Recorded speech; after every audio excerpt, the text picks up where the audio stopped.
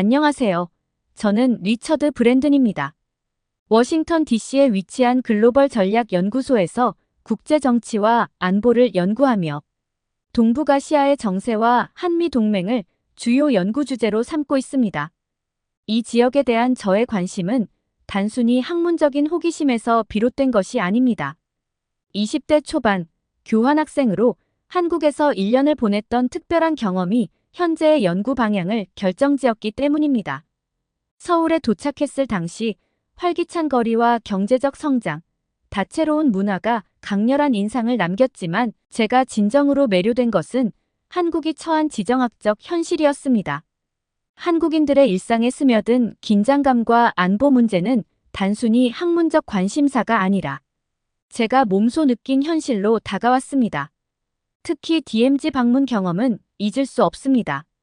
그곳에서 느꼈던 팽팽한 긴장감과 군사적 대비 태세는 저에게 안보와 평화의 중요성을 뼈저리게 각인시켰습니다.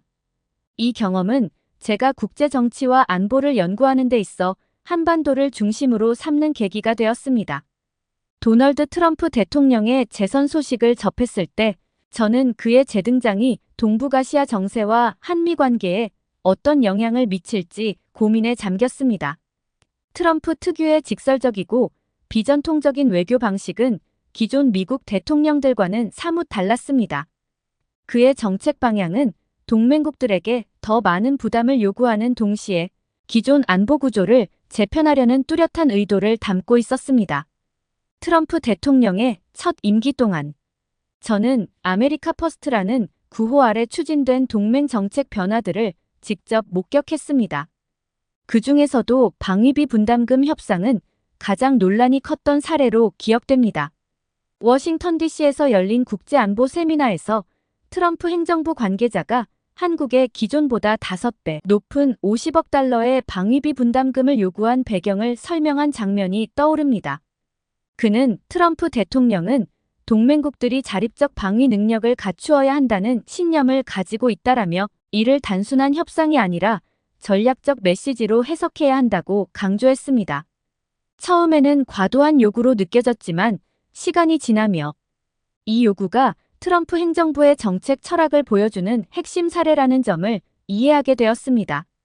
그 협상 과정에서 저는 한국 내 반발과 논란을 지켜보며 트럼프 대통령의 요구가 단순한 재정적 압박이 아님을 깨달았습니다.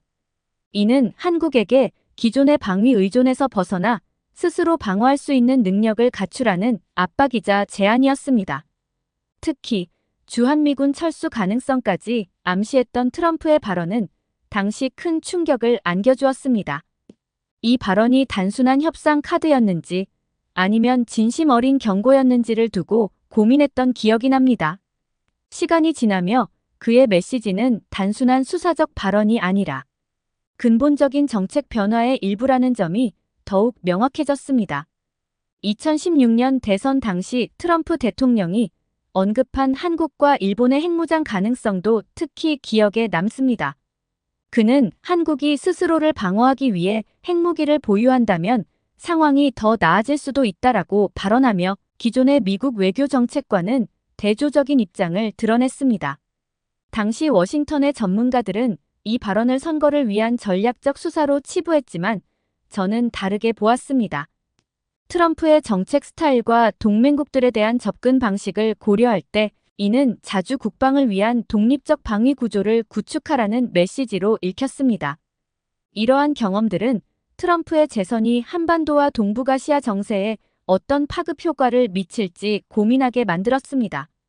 그의 정책은 단순히 기존 질서를 흔드는 것을 넘어 동맹국들에게 새로운 책임과 선택지를 강요하는 것이기 때문입니다. 트럼프의 이러한 입장은 그의 측근들로부터도 분명히 확인되었습니다. 최근 엘브리지 콜비 전 국방부 부차관보는 북핵 위협을 억제하기 위해 모든 옵션을 고려해야 하며 한국의 핵무장을 배제하지 않아야 한다고 언급하며 핵무장이 단순히 학문적 논의에서 실질적 전략으로 전환될 가능성을 시사했습니다. 저는 이 발언을 접하며 워싱턴 내부에서 이미 한국의 핵무장을 전략적으로 검토하고 있다는 강한 느낌을 받았습니다. 특히 로버트 갈루치 전 특사가 트럼프가 재선되면 한국과 일본이 6개월 이내에 핵무장을 추진할 가능성이 크다고 한 발언은 매우 의미심장했습니다. 그는 단순한 예측을 넘어 워싱턴 내 전문가들이 한반도의 안보 구조가 급격히 변할 가능성을 준비하고 있다는 신호를 보낸 것으로 보였습니다. 이러한 논의는 단순히 미국 내부에만 국한되지 않았습니다. 예를 들어 워싱턴의 국제안보 포럼에서 만난 프랑스 출신 군사 전문가 마리클레르 뒤랑 박사는 한반도 문제를 유럽의 핵 정책과 연결지으며 흥미로운 관점을 제시했습니다. 그녀는 핵무장은 단순히 군사적 억제력 확보가 아닙니다.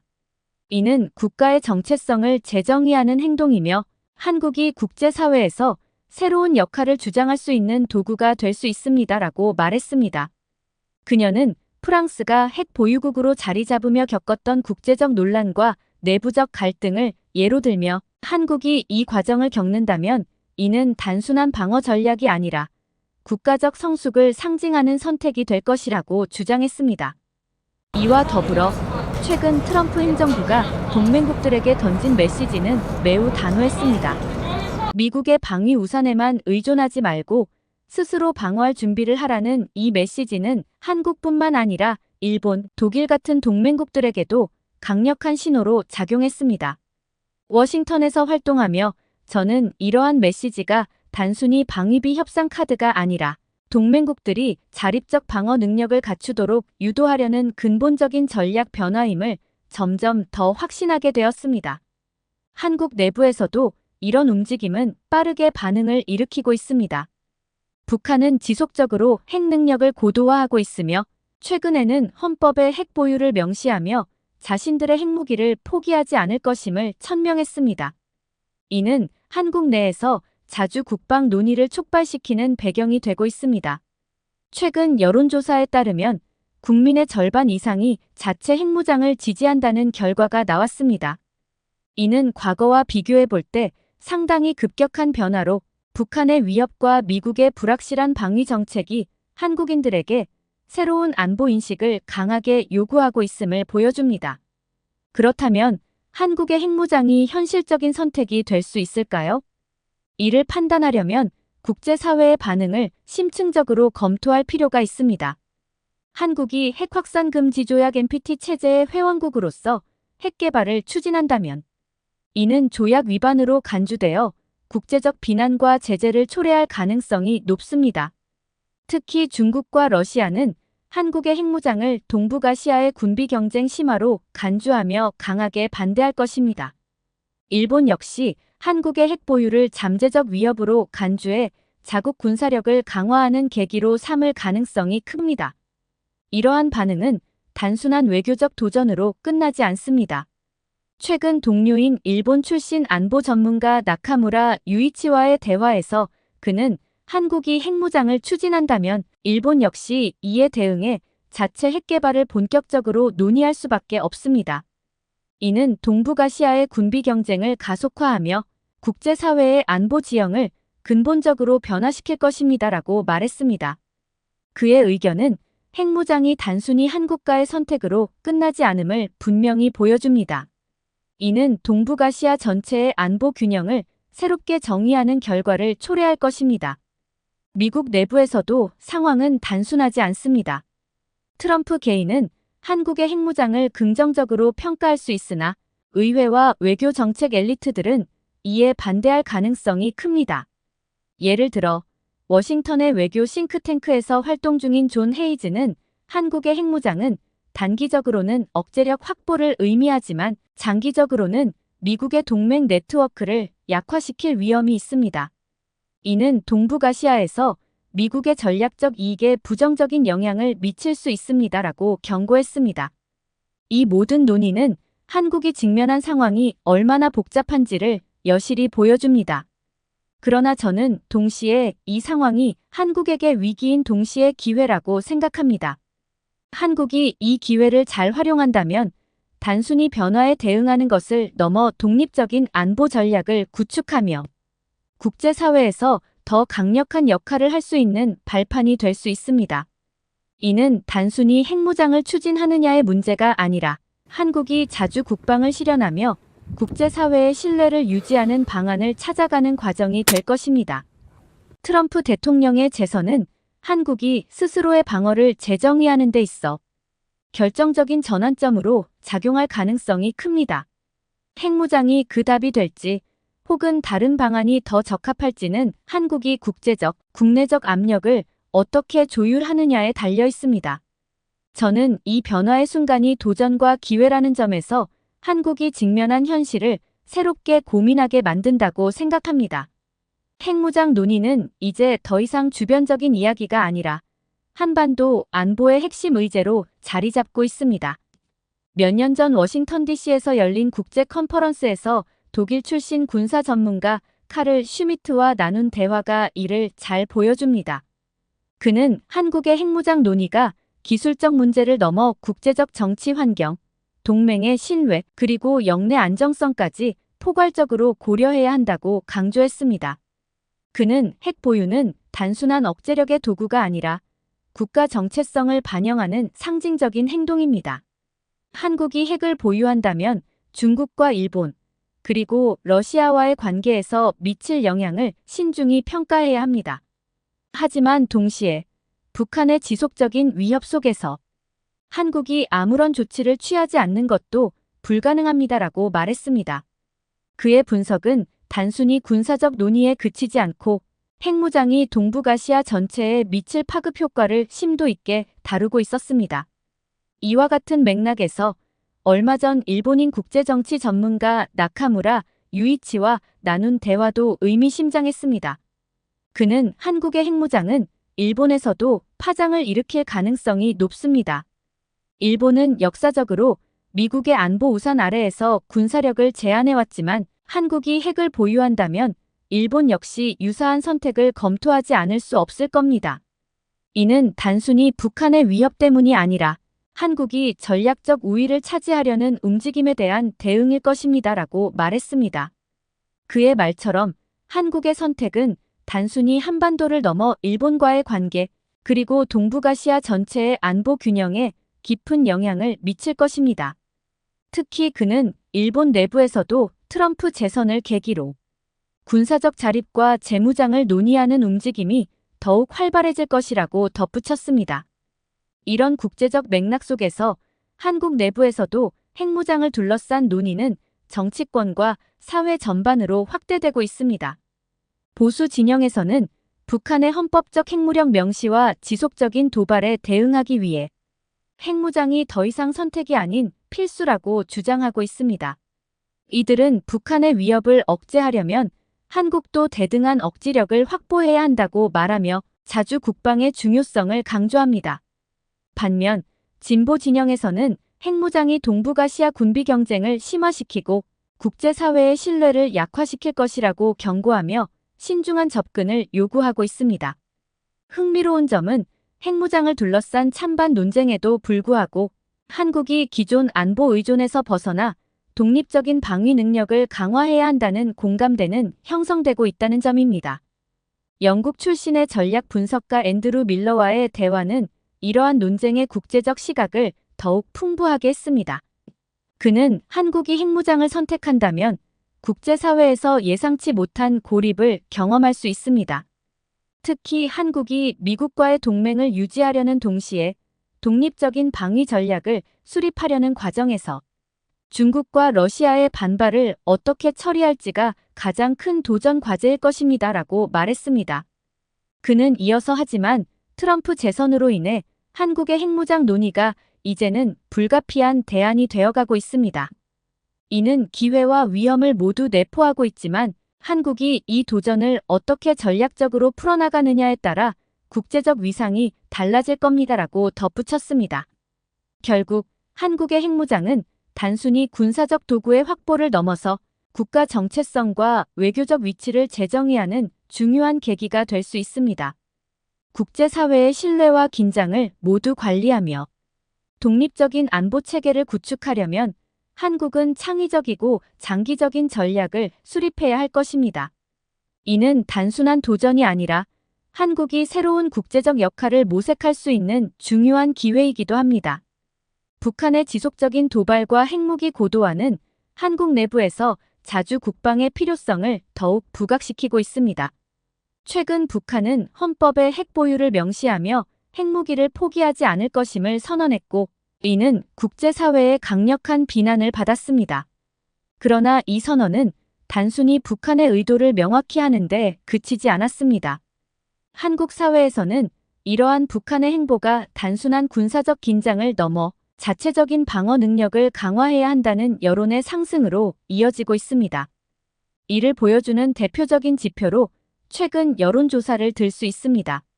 국민의 50% 이상이 자체 핵무장을 지지하고 있다는 결과는 과거에 비해 급격한 인식 변화를 나타냅니다. 이는 북한의 위협과 더불어 미국의 방위, 정책 변화에 대한 불확실성이 한국 사회 전반에 미치는 영향을 반영합니다. 저는 이러한 변화를 개인적으로 매우 흥미롭게 관찰하고 있습니다.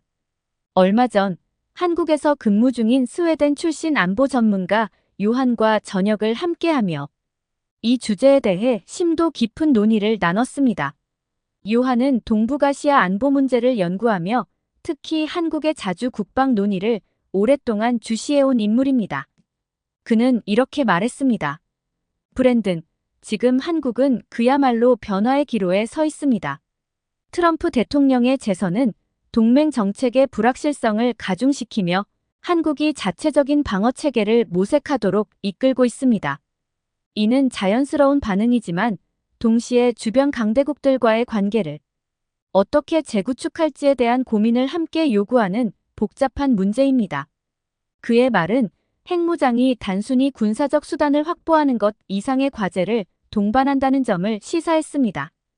요한과의 대화는 저로 하여금 핵무장이 가진 외교적 의미와 전략적 중요성에 대해 다시 한번 생각하게 했습니다. 핵무장은 단순히 억제력을 제공하는 군사적 도구가 아닙니다.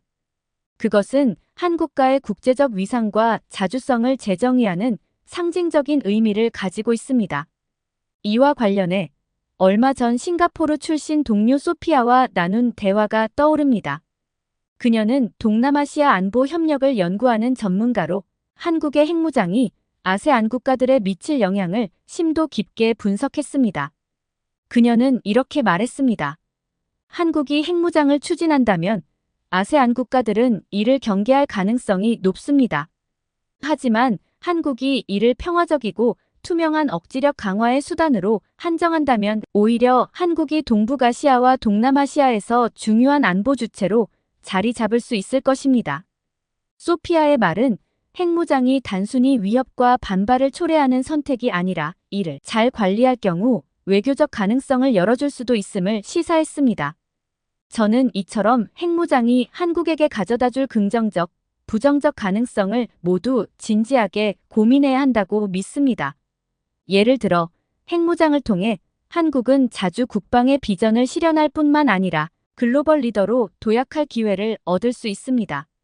그러나 이 과정에서 국제사회의 신뢰를 잃거나 지역 긴장을 고조시키는 위험을 철저히 관리해야 할 것입니다. 한국이 이 도전적인 상황을 단순히 위기로만 보지 않고 새로운 외교적 전략을 수립하며 기회로 전환할 수 있기를 기대합니다. 한국의 선택은 단순히 북한과의 군사적 대치에 국한되지 않습니다. 이는 미국과의 동맹 관계를 재정립하고 주변 강대국들과의 관계를 새롭게 조정하며 더 나아가 한국 국민들에게 안보에 대한 자주성과 자신감을 심어주는 과정이기도 합니다. 특히 젊은 세대에게는 이러한 변화가 단순히 군사적 논의를 넘어 한국의 정체성과 주체성을 강화하는 계기로 여겨지고 있습니다. 저는 서울에서 만난 한 대학생과의 대화를 통해 이를 실감했습니다. 그는 이렇게 말했습니다. 핵무장은 단순히 무기를 갖는 것이 아니라 우리나라가 국제사회에서 더 독립적이고 강력한 위치를 점할 수 있는 도구라고 생각합니다. 우리가 더 이상 외부의 보호만을 의지하지 않고 스스로를 지킬 수 있다는 점을 보여줄 기회라고 봅니다. 그의 말은 단순한 이상론이 아니라 젊은 세대가 느끼는 현실적이고 긴급한 요구를 반영하고 있었습니다.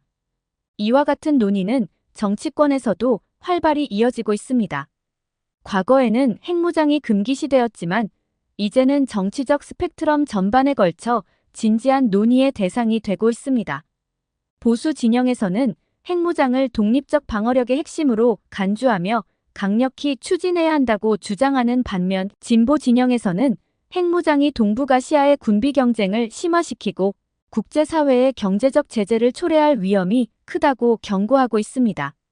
그러나 양측 모두 한국이 기존의 안보 틀에서 벗어나 자립적 방어 능력을 강화해야 한다는 점에는 일정 부분 공감대를 형성하고 있습니다. 중요한 것은 한국이 이 과정을 얼마나 전략적으로 그리고 신중하게 관리할 수 있느냐입니다. 핵무장은 단순히 군사적 억지력을 위한 도구가 아니라 국제사회와의 관계를 새롭게 정립할 외교적 수단으로도 활용될 수 있습니다. 한국이 핵무장을 단순한 군비 경쟁의 선택이 아니라 평화적 억지력 강화의 필수적 조치로 국제사회에 설득한다면 이를 통해 주변국들과의 관계를 안정적으로 관리하며 독립적인 안보 체계를 구축할 수 있을 것입니다. 얼마 전 저는 독일 출신 국제정치 전문가 마리안 호프만 박사와 한국의 핵무장 가능성에 대해 깊은 대화를 나누었습니다. 마리안 박사는 동북아시아와 유럽의 안보를 비교하며 흥미로운 시각을 제시했습니다. 그는 이렇게 말했습니다. 브랜든, 한국이 핵무장을 결정한다면 그것은 단순히 군사적 억제력을 넘어서 자주적 국가로 자리 잡는 상징이 될 것입니다. 그러나 그 과정에서 신중한 외교적 접근이 필수적입니다. 물론 이 과정에는 수많은 장애물과 도전이 따를 것입니다. 하지만 한국은 이미 경제와 기술 분야에서 세계적인 강국으로 자리 잡은 만큼 안보와 외교에서도 주체적인 목소리를 낼 준비가 되어 있다고 믿습니다. 마리안 박사의 말처럼 지금은 한국이 스스로 미래를 설계하며 국제사회의 리더로 도약할 수 있는 전환점에 서 있는 순간이라고 생각합니다. 한국의 핵무장 논의는 단순히 군사적 선택이 아닙니다. 이는 한국이 국제사회에서 어떤 역할을 맡을 것인지 그리고 미래를 어떻게 설계할 것인지에 대한 본질적인 질문입니다. 경제와 기술 분야에서 이미 세계적인 강국으로 자리 잡은 한국은 이제 안보와 외교에서도 독립적이고 강력한 목소리를 낼 시점에 도달했습니다. 한국의 자주 국방은 미국과의 동맹 약화를 의미하지 않습니다. 오히려 자립적인 방어력을 통해 동맹을 더 대등하고 강력한 형태로 발전시킬 수 있습니다. 미국은 동맹국들이 자립적인 방어 능력을 갖추기를 요구해왔습니다. 한국이 독립적인 방어 체계를 구축한다면 미국과의 협력은 더욱 긴밀하고 전략적인 수준으로 격상될 것입니다. 트럼프 대통령의 재선은 이런 변화의 촉매제가 될 가능성이 큽니다. 새로운 동맹 모델로 전환하면서 상호 신뢰와 존중을 기반으로 한 협력의 틀을 만들 기회가 열리고 있습니다. 그러나 이 과정은 현실적인 도전과 반발에 직면할 것입니다. 이 모든 과정에서 한국 국민들의 결속과 의지가 중요합니다. 한국은 이미 외환위기와 같은 수많은 도전을 극복하며 전 세계에 강인한 단결력을 보여줬습니다. 오늘날의 도전은 과거와는 다른 차원의 위기이지만 과거의 경험은 한국이 다시 한번 이러한 상황을 극복할 수 있음을 증명합니다. 핵무장 논의는 단순히 군사적 선택이 아니라 국민들이 스스로의 미래를 결정하고 함께 만들어가는 과정입니다. 젊은 세대는 이 변화의 중심에 설 주역들입니다. 이들은 새로운 사고와 혁신적인 아이디어를 통해 한국의 미래를 설계하고 주체적으로 나아갈 방향을 결정할 것입니다. 한국은 지금 역사적 선택의 순간에 서 있습니다. 핵무장은 단순히 도전이 아니라 한국이 새로운 길을 열어갈 기회입니다. 이 선택은 동북아시아뿐 아니라 세계의 안보 지형에도 커다란 영향을 미칠 것입니다. 한국이 이 도전과 기회를 어떻게 다루느냐에 따라 그 미래는 크게 달라질 것입니다. 저는 한국이 이 과정을 통해 단순히 변화에 대응하는 것을 넘어 글로벌 리더로 도약할 수 있을 것이라고 확신합니다. 결국 한국의 선택은 한 나라의 문제가 아닙니다. 이는 동북아시아와 세계의 미래를 결정짓는 중요한 요소입니다. 저는 한국이 이 도전을 기회로 삼아 국제사회에서 새로운 길을 열어가길 기대합니다. 한국이 이 선택을 통해 스스로를 더욱 강력한 국가로 만들어가는 모습을 지켜보는 것은 매우 고무적일 것입니다. 여기 한 동양인 여성이 수풀이 우거진 산속에 쓰러져 있습니다. 수색 끝에 그녀를 발견한 미국 경찰은 동양인 여성을 흔들어 깨워보지만 의식이 없자 그녀를 등에 업고 달리기 시작합니다. 동양인 여성과 미국 경찰의 인연은 이날부터 시작되는데요. 과연 그들에겐 무슨 일이 생겼을까요? 안녕하세요. 저는 미국의 작은 소도시에서 경찰관으로 일하고 있는 테디라고 합니다. 제가 현재 근무하고 있는 경찰서가 미국에서도 얼마나 외진 곳인지 말씀드리자면 경찰 직원은 저를 포함해 7명이 전부이고 심지어 2년 뒤면 다른 경찰서와 통합해서 없어진다는 말이 있을 정도랍니다. 미국에서도 이곳을 완전 깡시골이라 부를 정도로 사건 사고도 일어나지 않는 한적한 마을입니다. 저는 이곳에 6개월 전 발령받았어요. 원래 저는 캘리포니아주의 레이크 카운티의 보안관으로 근무하고 있었지만 몇 개월 전 제 동료를 잃은 슬픔에 힘들어하던 시기가 있었어요. 함께 입사했던 동기 마크가 인질극 현장에서 임무가 주어졌는데 안타깝게도 범인이 쏜 총에 맞는 모습을 그대로 직관하게 되었고 그 충격으로 한동안 트라우마를 겪었습니다. 밤엔 잠이 오지 않아 수면제를 먹기 일쑤였고 그렇게 잠이 들더라도 항상 제가 총에 맞는 꿈을 꿔 놀라 잠에서 깨는 것을 반복했습니다. 그런 나날들이 반복되자 더 이상 경찰로서의 임무를 수행하기가 어렵다고 판단했고 저는 사직서를 제출했습니다.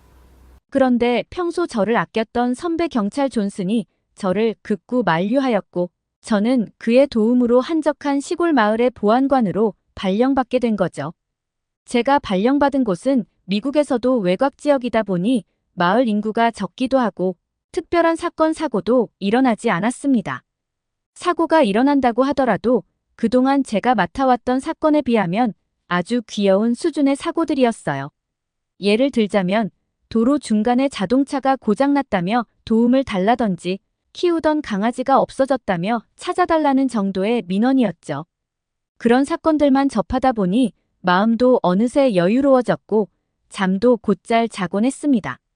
그렇게 조용한 시골 마을에 잘 적응하고 있었고 꽤나 만족했어요. 언젠가는 제 마음도 단단해져 다시 큰 도시에서 강력사건도 맡는 용맹한 경찰의 모습을 꿈꾸기도 했답니다. 그런데 이곳 시골 마을에서 근무하는데 어려운 문제가 딱 하나가 있었어요. 그건 끼니를 챙기는 것이었죠. 막상 이곳에 와서 보니 경찰서 내에 구내식당이 따로 없는 데다 밖에서 사 먹으려고 해도 미국에서 널렸다 하는 햄버거 가게조차 차로 30분을 가야만 겨우 하나가 있을까 말까였는데 그마저도 어느 날에는 오픈을 했다가 또 어느 날에는 문이 굳게 닫혀 있더라고요. 몇 번을 허탕을 치기도 했어요. 마을 근처에는 당연히 끼니를 때울 만한 마땅한 식당이 없었고요. 그래서 처음엔 도시락을 싸서 다녔어요. 이곳 근무자들도 대부분 도시락을 싸왔습니다. 그런데 도시락을 제가 싸다 보니 매일 같은 메뉴를 싸기 일쑤였습니다. 그러다 보니 영양소가 균형 있게 잡힌 식단을 기대하긴 어려운 상황이었죠. 또 어떤 날에는 도시락 싸기가 귀찮아서 아침을 잔뜩 먹고 와서 점심은 굶고 일하다가 저녁에 집에 돌아가 끼니를 해결하곤 했습니다. 그런 나날이 반복되다 보니 큰 도시에서 근무할 때가 생각나더라고요. 소고기 패티가 2장 들어가고 큼직한 토마토가 올려져 있는 수제 햄버거와 콜라가 너무 먹고 싶었죠. 게다가 시시때때로 자주 먹었던 달달한 도너츠도 어찌나 그립던지요. 구내식당을 만들려는 시도를 하지 않은 것은 아니었습니다. 현재 근무지가 마을 인구는 적지만 관할 면적이 넓어 경찰서 운영 예산을 충분히 받고 있는 상황이어서 충분히 구내식당도 만들 수 있었는데 문제는 음식을 만들어줄 사람을 구하는 게 쉽지 않았던 거죠. 그러던 어느 날 경찰서에 긴급 신고가 들어왔습니다. 자신의 엄마가 실종됐다는 신고였어요. 실종된 그녀는 제가 사는 동네에 사는 한국인 최 씨 할머니였어요. 동네 여기저기를 찾아도 흔적조차 없다는 아들의 신고였습니다. 우리 경찰관들은 신고를 받자마자 3개조로 나눠 이곳저곳을 수색하기 시작했습니다. 저는 동네를 샅샅이 뒤졌고 약 2시간 만에 그녀를 찾을 수 있었는데요. 알고 보니 할머니가 키우던 강아지가 목줄을 끊고 수풀이 우거진 산속으로 달아났고 강아지를 향해 달려가던 최 씨 할머니는 순간 어지러움을 느껴 산속에서 쓰러져 계셨던 겁니다. 할머니를 발견하자마자 저는 이분을 업고 병원으로 달려갔습니다. 할머니는 저혈압으로 잠시 의식을 잃으셨던 것이라 다행히 위급한 상황은 아니었는데요. 저는 할머니의 아드님이 올 때까지 계속 같이 있어 드렸습니다. 아드님과 할머니는 저에게 너무 감사하다고 연신 인사하셨어요. 그 뒤로 이웃끼리 인사만 하고 지내는 정도였던 사이에서 가벼운 담소를 나누는 사이로 발전하게 되었는데요. 그 이후로 서로의 근황을 말하다가 어쩌다가 먹고 사는 이야기를 하게 되었고 할머니는 밥은 먹고 다니는 거냐고 제게 물으셨어요. 그러자 저는 구내식당이 없어서 매일 점심을 굶으면서 일을 다니고 있다는 농담을 할머니께 던졌는데 갑자기 할머니께서 표정이 굳으시더니 사람이 다 먹고 살자고 하는 짓인데 밥도 못 먹고 일하면 안 된다고 하셨죠. 그리고는 갑자기 구내식당을 당신이 맡는 건 어떠냐고 제안하셨어요. 그러자 저는 할머니 건강도 안 좋으신데 음식 만드는 일이 쉬운 일이 아니라고 만류했어요. 그러자 할머니는 아들 같은 사람들 밥 한 끼 못 해주겠냐고 언성을 높여 말씀하셨습니다. 그러시면서 지금은 은퇴했지만 한국에서 15년, 미국에서는 20년 넘게 식당을 운영했던 경력이 있다고 자랑스럽게 이야기하셨어요. 할머니의 강력한 의지가 보였어요. 하지만 그래도 걱정되었던 저는 할머니의 보호자분이신 아드님에게 허락받는 게 좋을 것 같다고 이야기했습니다. 가족도 할머니가 일하는 것을 찬성하신다고 말씀하신 뒤에야 그녀는 경찰서의 구내식당에서 일하기 시작했습니다. 그런데 최 씨 할머니가 일을 시작하신 첫날 저는 당황했습니다. 구내식당은 안쪽에 있는 조리실이 그대로 보이는 구조라 할머니가 요리하는 모습을 관찰할 수 있었는데요. 걱정스러웠던 저는 할머니가 또 쓰러지는 상황이 발생하지 않았는지 확인하러 왔었는데 웬 검은 김에다가 밥을 싸고 계셨기 때문입니다. 처음에는 할머니가 초밥을 만드시는 줄 알았습니다. 대부분 미국인에게 김은 초밥에나 쓰이는 재료라는 인식이 있거든요. 그런데 자세히 보니 뭔가 이상했습니다. 보통 김초밥은 한 가지 이상의 재료가 들어가는데 할머님께서는 김에다가 밥만 싸주는 것이었습니다. 무척 혼란스러웠지만 나중에 재료를 첨가할 수도 있다는 생각에 섣불리 판단하지 말자고 생각했습니다. 어찌됐든 할머니가 별일 없이 멀쩡하다는 걸 확인한 저는 다시 자리로 돌아와 하고 있던 서류 작업을 끝마쳤고 어느새 시간은 점심시간이었습니다. 동료들과 함께 식당에 들어갔는데 불안했던 제 예상과는 달리 너무나도 평범한 메뉴에 안심했습니다. 그냥 일반 미국인이 먹는 크림수프, 햄버거, 야채, 샐러드, 과일 등이 뷔페식으로 진열되어 있었습니다. 진짜 김에다 밥만 싼 것만 내놓는지 알고 얼마나 조마조마했던지요. 접시를 들고 음식들을 뜨고 있던 그때 갑자기 할머니가 검은 음식이 담긴 쟁반을 들고 나오시더니 진열대 끝에 놓았습니다. 그리고는 종이 한 장을 가져와 쟁반 위에 테이프로 붙였죠. 종이에는 이렇게 쓰여 있었습니다. 바쁘셔서 간단하게 드셔야 하는 분들은 여기 있는 음식을 가져가세요. 비치 된 일회용 도시락에 싸가셔도 되고 옆에 있는 양념장을 가져가서 식탁에서 찍어 드셔도 됩니다.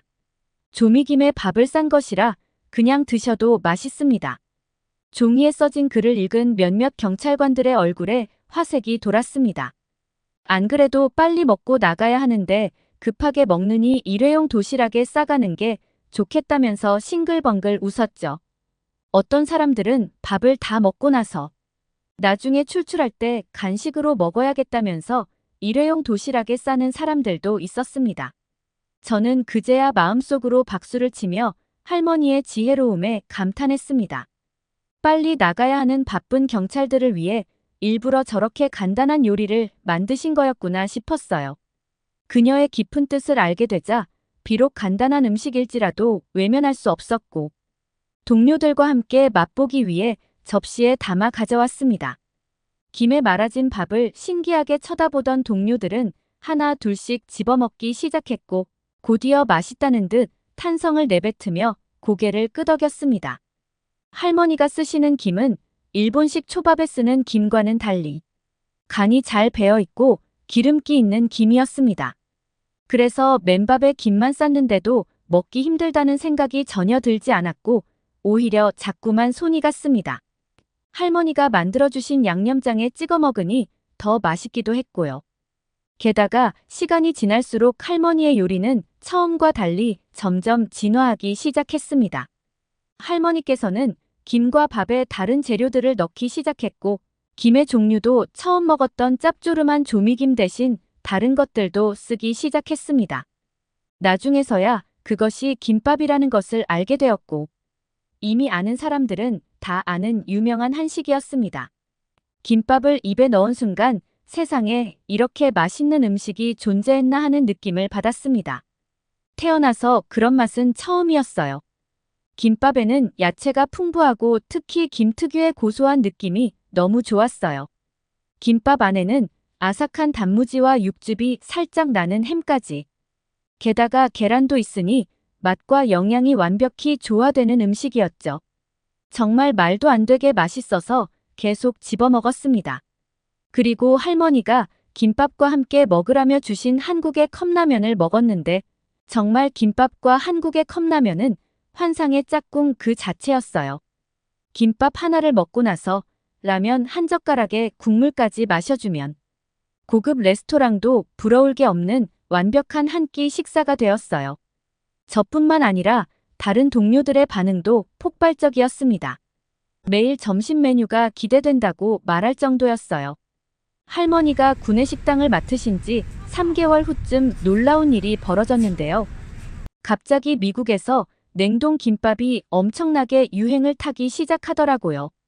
저를 이곳에 보내준 선배 경찰인 존슨을 오랜만에 만나 근황을 전하다가 한국 김밥에 대해서 이야기를 했더니 존슨은 놀라면서 최근에 경찰들 사이에서도 냉동 김밥 하나 사 먹어보려고 아침부터 트레이더조에 오픈런을 해도 구하기가 어려워 다들 속상해하는데 너는 그것을 매일 먹는다고 하니 정말 부럽다고 하더라고요. 사실 우리 경찰서는 어차피 냉동 김밥이 없어도 할머니가 만들어주신 김밥을 먹으면 된다 생각했기에 단 한 번도 냉동 김밥을 먹으려고 전전긍긍하지 않는다고 자신있게 말했더니 너를 보낼 게 아니라 내가 갔어야 한다는 농담까지 했답니다. 다들 점심이 항상 부실했는데 이렇게 맛이 좋고 푸짐한 음식으로 배를 채우니 천국이 따로 없었습니다. 그리고 저는 가끔 매일 맛있는 점심을 먹어서 너무 행복하다면서 나를 이곳에 보내줘서 고맙다는 말과 함께 존슨에게 우리의 점심 식사 모습을 보내주곤 했는데요. 그런데 그 모습을 본 선배 경찰 존슨이 회사 내부 커뮤니티 게시판에 올렸는데 그게 생각지도 못하게 큰 화제가 되었고 본청에서 같이 근무했던 직원들 사이에서도 소문이 나기 시작했습니다. 그러자 존슨은 제가 사진을 보내줄 때마다 계속 회사 커뮤니티에 점심 사진을 올렸는데 어느 날은 서장님께서 점심을 먹으러 깜짝 방문까지 할 정도였어요. 서장님께서는 김밥의 맛에 놀라워하셨어요. 그리고 서장님은 할머니께 이런 깡시골에 계시기엔 음식 솜씨가 너무 아깝다며 본청으로 나와 일하실 생각은 없냐며 스카웃 제의까지 하실 정도였다니까요. 자칫하면 할머니를 빼앗길 뻔했어요. 할머니는 서장님이 김밥을 맛있게 먹는 모습을 보시곤 본청에 가서 일하는 것은 어렵지만 아직은 여력이 있으니 본청 구내식당에 한 달에 한 번은 김밥을 제공하기로 했다는군요. 서장님은 할머니 말씀에 아이처럼 기뻐하셨는데 그 모습이 충분히 이해가 됩니다. 왜냐하면 김밥을 한번 맛보면 그 맛을 잊을 수가 없을 테니까요. 내일은 우리 경찰들 7명과 최 씨 할머니 댁에 놀러 가는 날인데요. 최 씨 할머니의 간단하지만 맛있는 김밥 만들기 비법을 전수받기 위해서입니다. 다들 일할 때뿐만 아니라 주말에도 김밥을 먹고 싶어 하거든요. 최 씨 할머니께서는 저희에게 손수 김밥 많은 법을 알려주셨고 기억이 나지 않으면 보면서 하라며 김밥 레시피 영상도 보내주셨어요. 저는 그날 이후 김밥을 직접 만들어 보기도 했습니다. 비록 최 씨 할머니의 손맛을 낼 수는 없겠지만 미국에서 잘 팔리는 스팸만 넣어도 될 것 같긴 하더라고요. 처음에는 서툴러서 김이 돌돌 말아지는 것이 잘 안 되었고 속재료를 이것저것 넣는 날은 옆구리가 자꾸 터져 나왔는데 이제는 제법 그럴싸한 모양으로 만든답니다. 이렇게 간편하고 영양가 많고 맛까지 좋은 김밥을 알게 되어 너무 행복하고 지금까지 우리의 점심을 만들어주시는 최 씨 할머니께 무한한 감사의 말씀을 드립니다. 오늘의 사연 어떠셨나요? 오늘의 이야기가 좋으셨다면 구독과 좋아요 눌러주세요. 여러분의 구독과 좋아요는 영상 제작에 큰 힘이 됩니다. 더욱더 감명 깊은 사연으로 찾아뵙겠습니다. 끝까지 시청해주셔서 감사합니다. 더욱더 감명 깊은 사연으로 찾아뵙겠습니다.